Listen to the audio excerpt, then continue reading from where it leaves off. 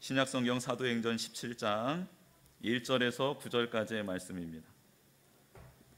사도행전 17장 1절에서 9절, 신약성경 217면에 나와 있습니다. 같이 한 절씩 교독합니다. 그들이 암비볼리와 아볼로니아로 다녀가 데살로니가에 이르니 거기 유대인의 회당이 있는지라.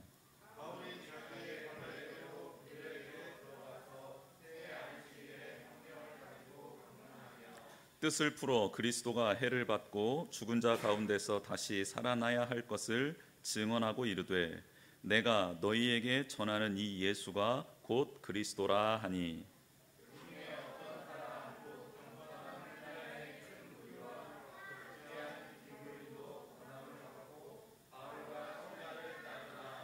그러나 유대인들은 시기하여 저자의 어떤 불량한 사람들을 데리고 때를 지어 성을 소동하게 하여 야손의 집에 침입하여 그들을 백성에게 끌어내려고 찾았으나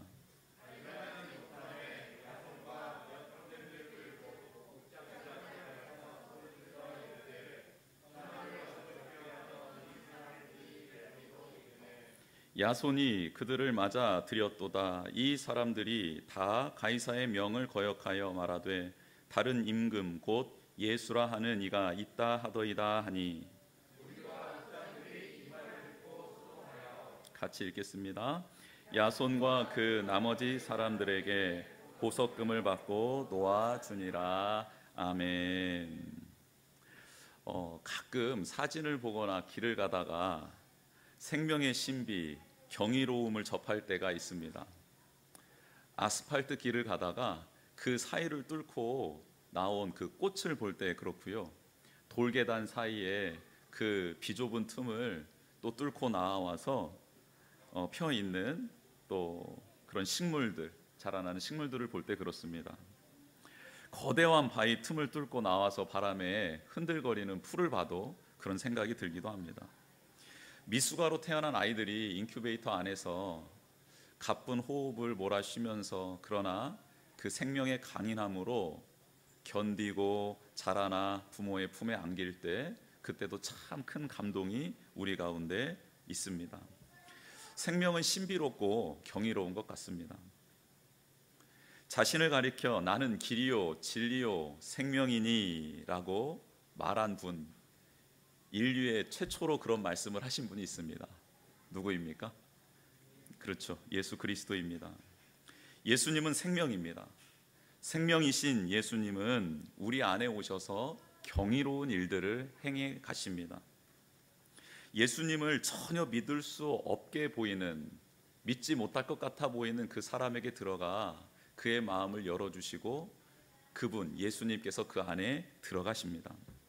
어렸을 때 혹은 사춘기 혹은 사회 경험을 하면서 받은 상처와 아픔으로 인해 죽어가는 영혼에게도 예수님은 그 사이를 비집고 들어와 그의 상처와 아픔을 치유해 주시며 그를 회복시켜가는 경이로운 일을 행하십니다.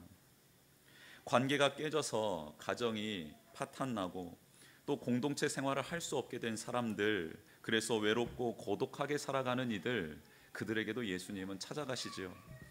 그래서 그 관계 회복시켜 주시고 그를 다시 사랑하는 가족의 품으로 또 공동체의 일원이 될 수 있도록 그를 인도해 가십니다.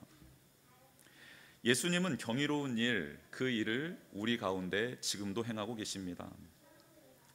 저희 가정 이야기를 잠깐 하면 저희 선조들은 예수 그리스도를 믿을 수 없는 최상의 조건들을 다 갖췄던 가문이었습니다.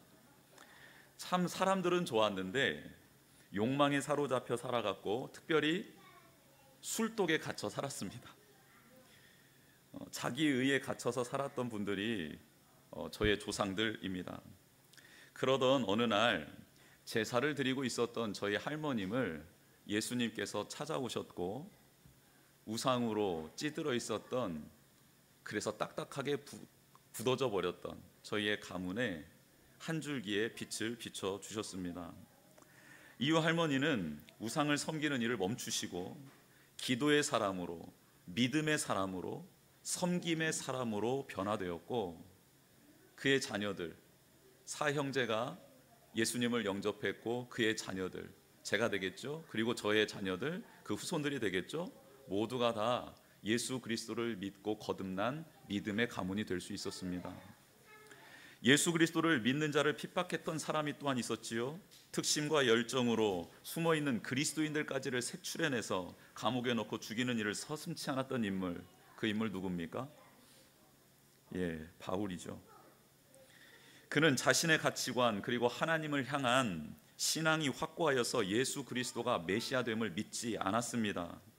확신에 찬 그는 더 많은 그리스도인들을 잡아오고 죽이기 위해서 먼 길을 떠나지요. 가까이에 있는 그리스도인들은 이미 다 잡아 넣었기 때문에 멀리 있는 다메섹에 있는 그리스도인들까지 잡아 넣으려고 그 길을 떠났던 겁니다. 그때 예수님이 그를 찾아오셨고 죽이는 자의 자리에 있었던 그를 영혼을 살리는 자로 변화시켜 주십니다. 아니, 이제 그는 예수 그리스도를 위해 자신의 생명을 내어줄 수 있는 사람으로 변화됩니다. 그는 순교자가 되었습니다. 이곳에 앉아있고 지금 온라인으로 예배드리고 있는 우리 모두도 비슷한 일들을 경험했을 것 같아요. 그렇지 않으면 저희들은 지금 이 자리에 없겠지요. 예수님으로 인하여 변화된 자신을 한번 바라보셨으면 좋겠습니다. 그리고 그 이야기를 이제는 자녀 손들에게도 해주시고 옆에 있는 동역자들에게도 한번 나누어 보았으면 좋겠습니다. 이렇게 생명의 신비를 경험한 자들이 오늘 본문에 등장합니다. 바울과 실라, 디모데입니다. 그들은 유럽으로 건너가 복음을 전하지요. 첫 성이었던 빌립보에 가서 복음을 전합니다. 놀라운 역사를 경험합니다. 하나님이 이미 예비해 두셨던 동역자를 만나지요. 그리고 그의 가정에서 선교의 그 길을 닦아가기 시작합니다. 주님의 이름으로 귀신도 내어 쫓고 누명을 씌워서 감옥에 갇히긴 했지만 하나님의 놀라운 역사로 그 옥토가 흔들리고 감옥문이 열려서 해방되어지는 놀라운 기적을 체험합니다. 또 그곳에 있었던 간수의 영혼, 그 가정의 영혼을 구원시키는 일까지 맛보게 됩니다.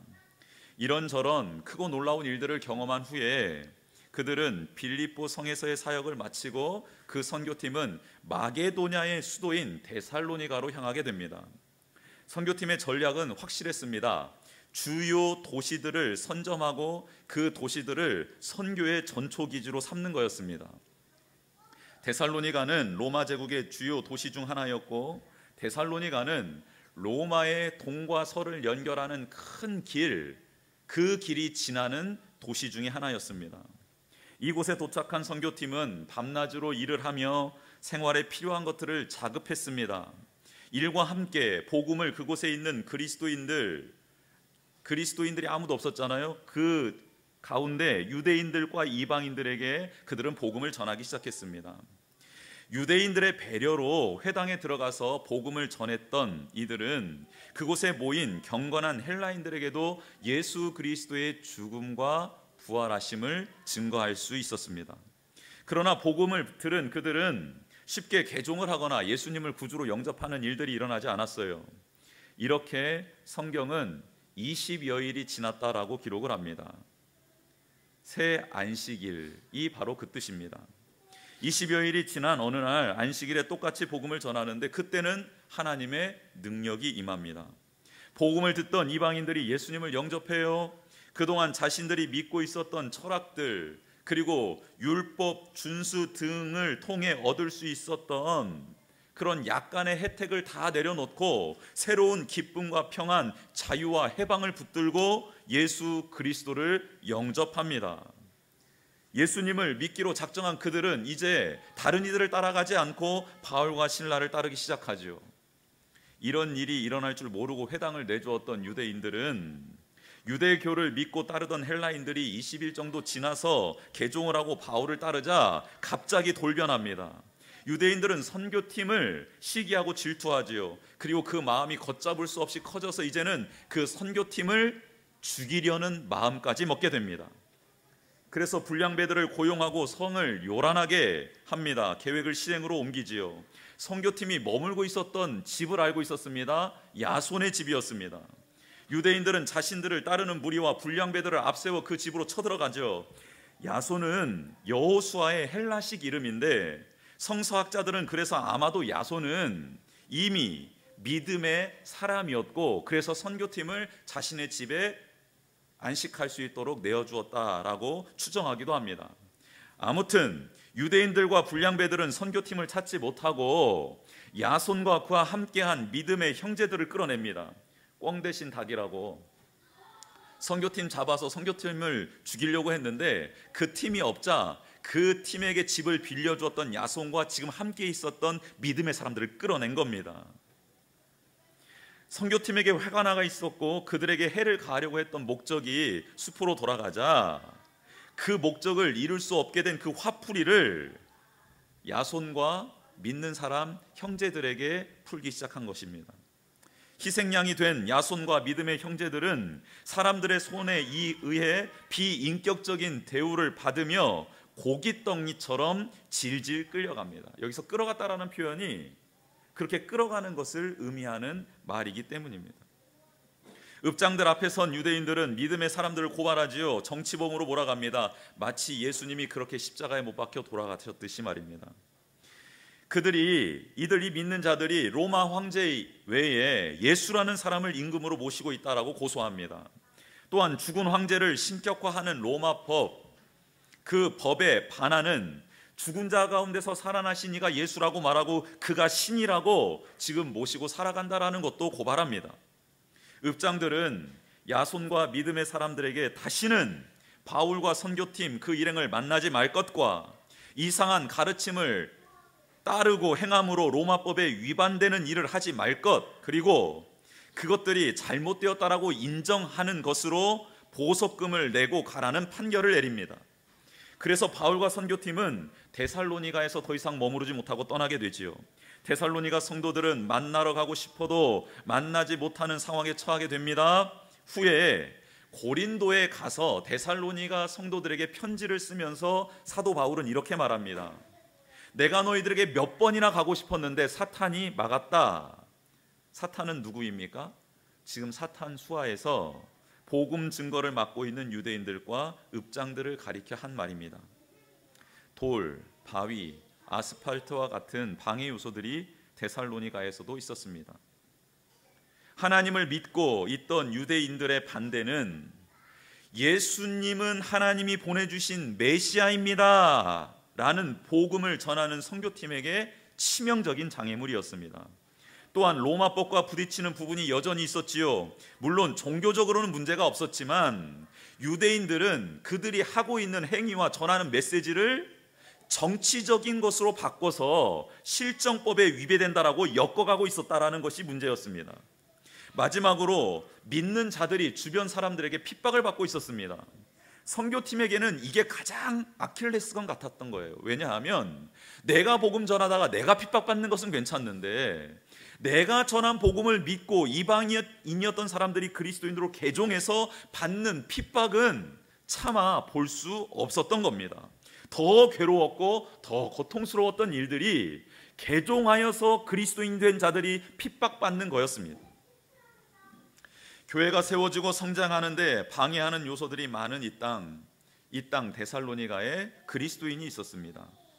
생명의 씨앗인 예수 그리스도를 품은 성도들, 그 성도들이 있었습니다. 그들에게 하나님은 어떤 은혜와 역사를 베풀어 주셨을까요? 여러분, 데살로니가 전후서의 말씀을 보면 그 내용이 너무나도 자세히 잘 기록되어져 있습니다. 사도행전을 읽을 때 꼭 서신서를 읽어야 될 이유가 바로 그것이죠.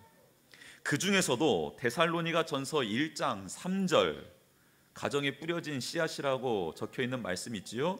데살로니가 전서 1장 3절을 보면 한눈에 하나님이 베풀어 주신 은혜와 역사를 볼 수 있습니다. 우리 그 말씀을 같이 한번 읽어보겠습니다. 시작. 너희의 믿음의 역사와 사랑의 수고와 우리 주 예수 그리스도에 대한 소망의 인내를 우리 하나님 아버지 앞에서 끊임없이 기억함이니. 아멘. 하나님은 척박한 상황 속에서 생명의 씨앗인 예수 그리스도를 품고 있는 믿음의 사람들에게 믿음의 역사와 사랑의 수고와 소망의 인내를 주심으로 그들이 그곳에서 자라고 열매 맺을 수 있도록 도와주셨습니다. 그렇다면 믿음의 역사에 대해서 먼저 한번 생각해 보았으면 좋겠습니다. 믿음의 역사는 무엇일까요? 첫째, 우상을 버리고 하나님을 섬기는 것이 믿음의 역사입니다. 우상을 버리고 하나님을 섬기는 것. 데살로니가 지역은 철학이 꽃피웠던 땅입니다.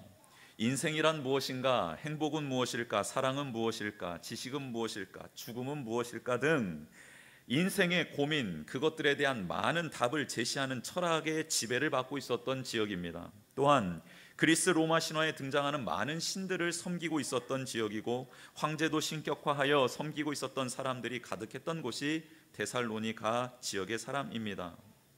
어떤 이방인은 유대교의 가르침과 율법이 기존에 자신들이 알고 있었던 비윤리적이고 비인격적인 내용보다 뛰어나 유대교로 개종한 사람들도 상당수 있었습니다. 이 모든 것이 뒤섞여 뒤죽박죽 돼 있었던 곳에 선교팀은 복음을 전하고 있는 겁니다. 그런데 놀라운 일이 일어나죠. 예수님을 영접한 이들이 우상을 버립니다. 우상을 버려요.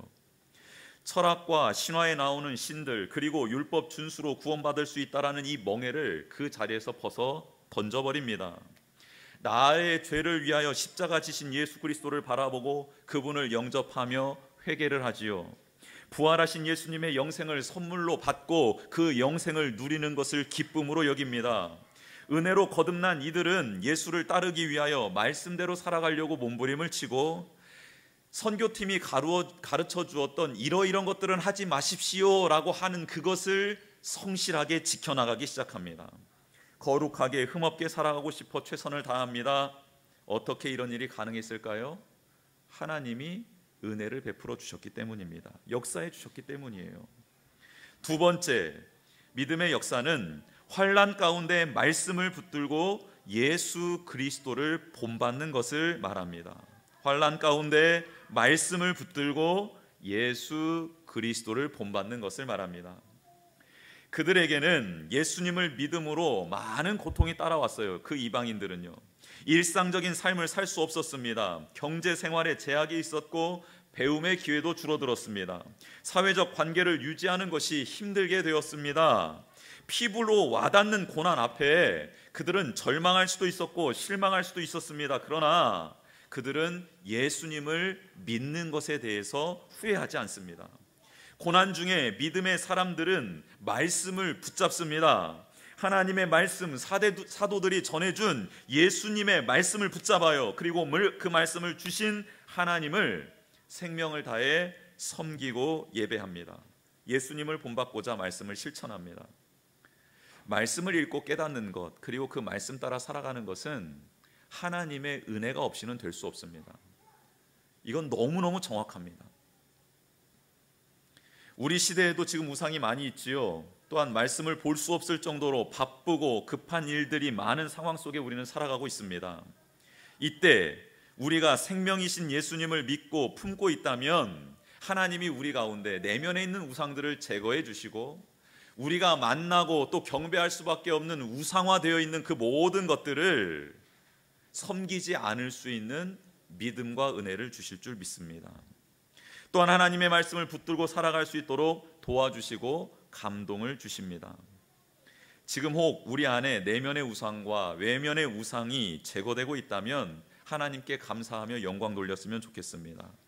그리고 말씀을 읽게 되고 말씀이 기억나며 말씀을 붙잡게 되는 일들을 경험하고 있다면 그것 또한 하나님이 함께 하신다라는 증거로 깨닫고 기쁨으로 그 자리를 지켜나가기를 주님의 이름으로 축복합니다. 큰 두 번째로 사랑의 수고는 무엇인지 살펴봅니다. 사랑의 수고는 첫 번째로 어려움에 처한 형제를 돌보는 행위입니다. 어려움에 처한 형제를 돌보는 것, 그게 사랑의 수고입니다. 지금 데살로니가에 있는 그리스도인들은 모두가 다 힘든 상황이지요. 그런데 자신도 힘겹고 버거운 상황에 주변에 있는 사람들을 돌보고 위로합니다. 자신을 초월하는 일은 하나님의 은혜가 아니고서는 감당할 수 없습니다. 땅을 밟고 살아가는 우리가 어떻게 하늘의 소망을 품을 수 있을까요? 하나님이 우리를 만나주시고 찾아와 주셨기 때문에 가능한 일 아니겠습니까? 땅만 바라보며 내 안의 욕망과 욕심에 끌려다니던 우리는 기적처럼 하늘을 바라보게 되고 하나님의 마음을 헤아리는 자로 변화됩니다. 초대교회 공동체를 보면 주변의 사람들이 왜 초대교회에 몰려들었나, 그 이유를 공동체 안에 서로 사랑하는 모습이 있었기 때문이다라고 사도행전 2장은 말씀하고 있습니다. 믿음 안에서 서로를 사랑하고 섬기며 돌보는 모습은 마치 천국이 이 땅 가운데 구현되는 것과 같았기 때문입니다. 어떻게 이런 일이 있었을까? 데살로니가 성도들은 그러나 서로 사랑하는 모습, 그리고 서로 사랑하는 섬김을 뛰어넘는 그 사랑의 극치인 자신의 생명을 내어주는 것까지 발전시켜 나아갑니다. 우리는 어떻게 이런 일이 가능할까라는 질문을 하곤 하지요. 왜냐하면 나 자신을 볼 때, 우리 주변을 볼 때 절대로 일어날 수 없는 일이 이런 일이기 때문입니다. 그래서 확신하는 것은 우리가 우리의 힘으로, 결단으로, 의지로서는 절대 사랑할 수 없고 나의 생명을 그 누군가에 내어줄 수 없다라는 진리에 다다르게 됩니다. 여러분, 우리가 혹 그 주변에 있는 사람들과 싸울 때가 있잖아요. 그리고 중학교, 고등학교 때는 치고 박을 때가 있었잖아요. 남자 우리 집사님들은. 그때 가장 무서운 사람이 누굽니까? 치고 박을 때, 이렇게 싸움이 일어났을 때 가장 무서운 사람이 누구던가요? 1번 돌을 드는 사람, 3번 의자를 드는 사람, 4번 커터칼을 드는 사람, 2번 생명을 걸고 달려드는 사람. 누가 그렇게 무섭던가요? 저는 뭐 들고 싸우는 것보다 그걸 맞으면서도 그냥 묵묵히 걸어와서 그 상대방을 제압하는 사람이 가장 무섭더라고요. 사탄이 그러면 가장 무서워하는 사람은 어떤 사람일까요? 형제를 사랑하는데, 그 예수님의 사랑을 실천하는데 생명을 걸고 실천하는 사람을 사탄은 너무 무서워합니다. 예수님이 십자가를 지신 이유도 우리를 생명 걸고 사랑하신 흔적 아닙니까? 사랑의 수고는 또한 무엇일까? 두 번째로, 권리를 주장하지 않고 섬기는 삶을 살아가는 것을 의미합니다. 권리를 주장하지 않고 섬기는 삶을 의미합니다. 데살로니가 전서의 사도 바울은 데살로니가 교인들의 모습을 이렇게 비유합니다. 유모가 자기 자녀를 기름같이 너희들은 서로 사랑하고 있다라고 말하고 있습니다. 아이를 돌보듯 수고와 섬김을 아끼지 않았다라는 뜻이지요. 피가 섞인 형제 간에도 일어나기 힘든 일이고요. 부모와 자녀 간에도 이런 관계는 오래 지속되지 못하지요. 그런데 생면부지인 서로 다른 사람들이 예수님을 믿음으로 공동체를 이루었고, 그 안에서 권리를 주장하는 것이 아닌 섬김을 행하고 있는 그들의 모습이 마치 유모가 자녀를 양육하는 것과 같다라고 표현하고 있다는 겁니다. 생명이신 예수님을 품고 살아가는 자들에게 하나님이 베풀어 주신 은혜입니다. 교회는 이렇게 세워져 가고 성장해 가는 것임을 또한 알려주고 있습니다. 우리도 사탄이 가장 무서워하는 사람들이 되었으면 좋겠습니다. 형제 사랑을 실천하며 권리를 주장하는 것이 아니라 서로의 필요를 채우며 섬기는 것이 마치 유모가 자녀를 양육하는 것 같은 모습이 우리 가운데 보여졌으면 좋겠습니다. 이 일은 우리가 노력해서 되는 게 아니라 기도할 때, 말씀 볼 때, 은혜가 임할 때, 그때 가능합니다. 그래서 잘 되는 교회는 그 하나님의 말씀을 품고 기도하며 사랑을 몸소 행하는 교회이고, 잘 되지 않는 교회는 그냥 말뿐인, 형식뿐인 말들이 오가는 교회가 그런 교회입니다. 하나님은 하늘과 세상이 연결되어 있음을 보여주셨습니다. 하늘의 뜻이 이 땅에 이루어지는 것을 체험시켜 주셨고, 이 땅에서 매면 하늘에서도 매이고, 이 땅에서 풀면 하늘에서도 풀리리다 라고 친히 말씀도 해 주셨습니다. 하나님이신 예수님이 오셔서 영혼들을 바라보시며 행한 일, 그 일들을 한마디로 요약하면 무엇입니까? 바로 사랑과 섬김입니다. 예수님이 오신 이유는 섬김을 받으려 함이 아니요 도리어 섬기려 하고 많은 사람들에게 자신의 생명을 내어주시기 위하여 오셨다라고 성경은 기록하고 있습니다. 여러분, 그 삶이 바로 우리가 살아가야 될 삶입니다. 큰 세 번째로, 소망의 인내를 우리에게 허락해 주셨는데, 데살로니가 교인들은 죽은 자 가운데서 살아나신 예수님이 하늘로부터 강림하실 것 가운데 그것을 확신하며 기다리고 있었습니다.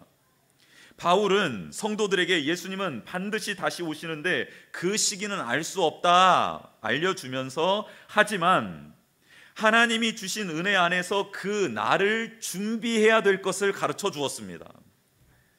즉 소망의 인내는 첫 번째로 어두움이 아닌 빛 가운데 깨어 정신을 차리는 것을 의미합니다. 어두움이 아닌 빛 가운데 깨어서 정신을 차리고 있는 것이 바로 소망의 인내입니다. 사도 바울은 데살로니가 전서에서 정신을 깨어 차리고 있다라는 뜻으로 기도하는 것을 의미하고, 그것은 믿음과 사랑의 호심경을 붙이고 구원의 투구를 쓰는 것을 의미한다라고 말합니다. 우리는 예수님을 믿음으로 어두운 가운데서 빠져나와 기이한 빛 가운데 거하게 된 존재들입니다. 어두움에 있으면 강도가 오는 것을 알 수가 없지요. 빛 가운데 있으면 우리는 그 모든 것들을 알아차릴 수가 있습니다. 그런데 빛 가운데 있더라도 헛눈을 팔고 있거나 정신을 다른 곳에 두고 있다면 전혀 대비할 수 없지요. 그래서 빛 가운데 있는 자에게 깨어 있어라, 정신을 차려라 라고 권면하고 있습니다. 하나님은 우리를 깨워주시는 분이지요. 정신을 맑게 해 주실 수 있는 분입니다. 그래서 주님의 오실 날을 준비할 수 있도록 우리에게 은혜를 베풀어 주십니다. 그 준비가 바로 기도하는 것이고 믿음의 역사와 사랑의 수고입니다. 4일간 새영 새맘 기도를 하는 이유가 바로 그것입니다. 30분이라는 짧은 시간이지만 주신 말씀을 붙잡고 그 은혜를 상고하며 기도의 제목들을 가지고 함께 마음을 모아보려고 합니다. 장소는 떨어져 있지만 떨어져 있는 곳에 함께 하시는 성령님께서 우리를 하나로 역사해 주시고, 또 우리가 깨어있고 맑은 정신으로 예수님이 오실 날을 준비할 수 있도록 우리를 그렇게 도와주실 줄 믿습니다. 두 번째로 소망의 인내는 피차 권면하고 덕을 세우는 것입니다. 피차 권면하고 덕을 세우는 것입니다.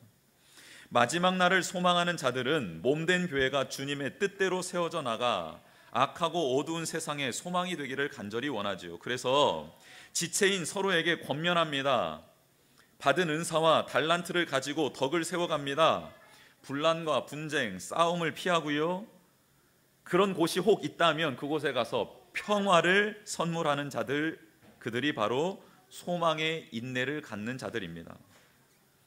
모두 행복하고 감사할 수 있도록 도와주는 것이죠. 여러분, 데살로니가 전서에서 우리가 알고 있는 정말 유명한 말씀이 있지요. 항상 기뻐하라, 쉬지 말고 기도하라, 범사에 감사하라. 이것이 그리스도 예수 안에서 너희를 향하신 하나님의 뜻이니라 라는 말씀입니다. 피차 권면하고 덕을 세우는데 공동체가 세상에 물들지 않고 거룩하여 악을 선으로 이기며 끝까지 인내하는데, 이를 위하여 어떻게 하라고 가르쳐 주냐면 항상 기뻐하랍니다. 쉬지 말고 기도하랍니다. 범사에 감사하랍니다. 혼자 그것을 누리지 말고 서로 권면하며 다른 지체들도 기뻐할 수 있도록, 기도할 수 있도록, 감사할 수 있도록 권해보아라 라고 말씀하고 있습니다. 생명이신 예수님을 품고 살아가는 그리스도인들에게 하나님은 소망의 인내를 선물해 주십니다. 데살로니가 교인뿐만 아니라 지금 우리에게도 똑같이 역사해 주십니다. 빛 되신 예수님 안에 있음을 깨닫고 늘 깨어 정신을 차리고, 그리고 동일한 그 은혜를 나누며 권면하며 살아가기를 하나님께서는 소망하고 계십니다. 이를 위해 우리가 서로 기뻐하고 또 서로 기도하며 서로 감사하기를 주님의 이름으로 축복합니다. 척박한 세상 속에서 지금 어떻게 하면 교회는 자라날 수 있고 열매 맺을 수 있을까라는 고민을 하게 됩니다. 하나님은 그런 고민하고 있는 우리에게 나의 은혜로만 너희들은 자랄 수 있고 열매 맺을 수 있다라고 말씀하십니다. 믿음의 역사 안에서 우상을 버리고 말씀을 붙잡아 하나님을 섬기고 그리스도를 본받는 우리 되기를 원합니다.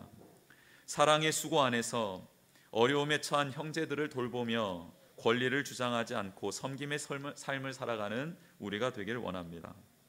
소망의 인내 안에서 빛 가운데 깨어 정신을 차리고 서로 권면하고 덕을 세울 수 있는 우리가 되기를 원합니다. 우리 교회가 생명 되신 예수님을 품어 꽃을 피우고 열매를 맺음으로 그리스도의 증인이 되는 교회 되기를 주님의 이름으로 축복합니다. 이 시간 교회여 일어나라 같이 찬양하면서